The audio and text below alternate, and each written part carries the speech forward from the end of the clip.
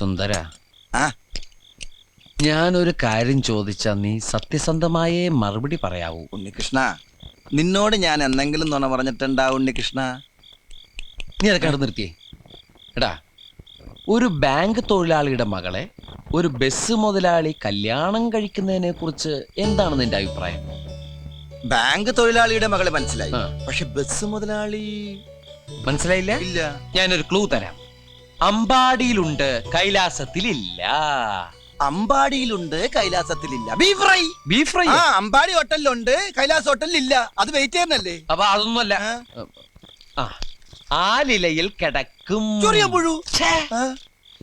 പാമ്പിന്റെ മുകളിൽ ഇങ്ങനെ നൃത്തമാടും. നീല നിറത്തിലുള്ള വേണ്ട വേണ്ട, എല്ലാം മാക്കി. വെണ്ണ കട്ടു തിന്നുന്നവൻ. മിൽമ പ്രസിഡന്റ്.